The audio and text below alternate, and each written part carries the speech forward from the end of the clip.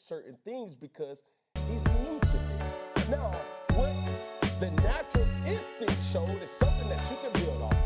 And if Kevin Stefanski does not make that move, it will be abundantly clear what's the reason and what's really going on. I mean, Cam Ward comparison is Jason McCarthy, too. You could argue is like a rookie, and he's struggling immensely as well. Yeah, all you want to see is just flashes. Yeah. That's Go ahead, Stephen. I got a comment, and then I want to throw it to the football guys to get your perspective.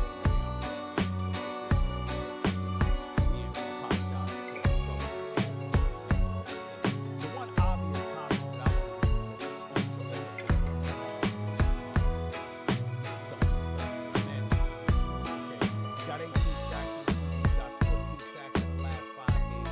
The only guy with 3 sacks and at least 3 sacks in 7 games this year. The dude is just on another level. Clearly the best defensive player in football. He's something spectacular. Talk about him in the same breath that you talk about Aaron Donald. Since they had footage of this and Aaron Donald at the Rams. I find myself looking at the Los Angeles Rams and saying, damn, what if that dude just said, you know what, I might come out of retirement for the rest of the season. My God. I mean, just think about it, because we know he can. That's how special Aaron Donald is. But I find myself thinking about Myles Garrett every time I watch him because he's just that sensational. Want to give him some major love in that regard.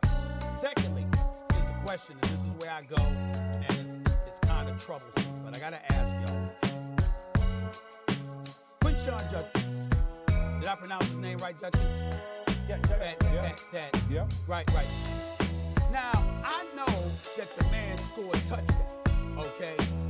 But in order to score touchdowns, Kevin Stefanski had to take Shedeur Sanders out the game and line this cat up so he could, he can run from the quarterback position and run it in for a touchdown. Here's my question to y'all. What's Cleveland's record coming in? Is it fair to say they're not going anywhere? Is it fair to say that what's most important is to find out what you got at the quarterback spot? Is that not fair to say? Why are you taking? I'm asking a question. I'm asking a question respectfully and sincerely.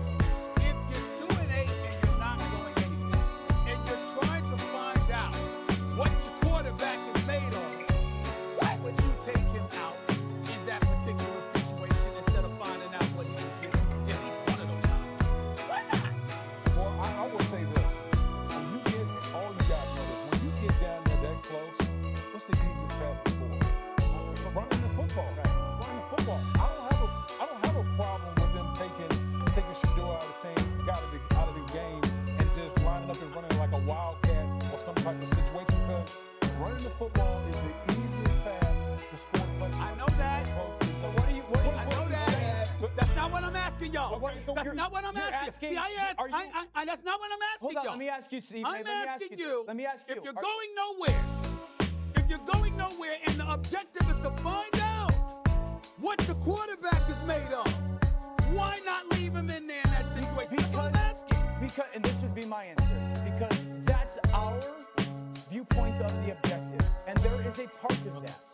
But you can't ask your guys on a consistent basis to practice a certain way, do the work a certain way, and prepare a certain way, and go play a certain way, get into the game, have that monster doing what he's doing, Myles Garrett, and then go, I'm actually just going to call a bunch of passes with guys who can't win on the perimeter one-on-one, just to see if Shedeur can get can't run with Shedeur Sanders in the game?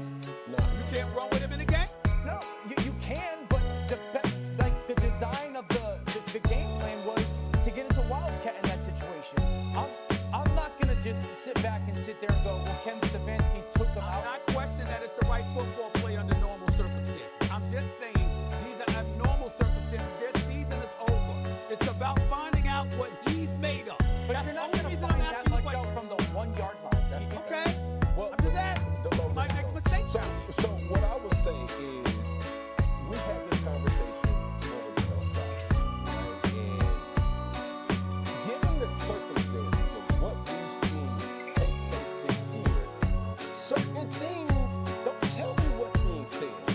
The optics show that Kevin Stefanski does not want to see Shedeur Sanders win. opportunities. And Shedeur saying, well, hey, if we had this much excitement on the sideline, the players are responding differently. The fans are responding differently. Everybody is chiming in a little differently when this man is up under center. It's not like he's incapable because he shows that. What I'm saying is, if you would have gave half of the treatment that you've given Dylan Gabriel, what would that look like? And it is abundantly clear that he's going to say the right things. He's going to put on and, oh yeah, well, we're making it about young man development. You're not making it about young man development. When you sit up here having a guy who's been up under your tutelage going on 6 months and you haven't developed him the right way, coach of the year. And I like Stefanski, but it's no person that I'm not going to sit up here and talk about, whether it's Jalen Hurts, Lamar Jackson, Josh Allen, Kevin Stefanski, Kevin Patullo. It does not matter.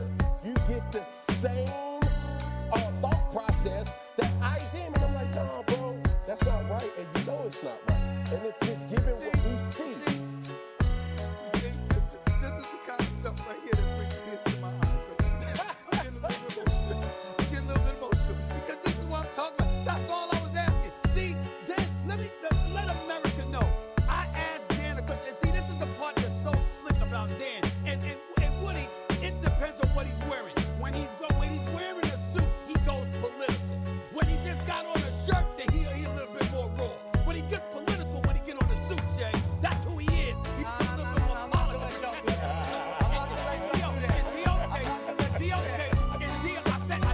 I said Woody. In Dio's case, listen, brilliant football. Sometimes, you know what I'm saying, the brilliance overtakes you because you are a brilliant football mind, Dio. I'm proud to call you a colleague, my brother. I learn from you every day. So here's the thing. You're also very nice.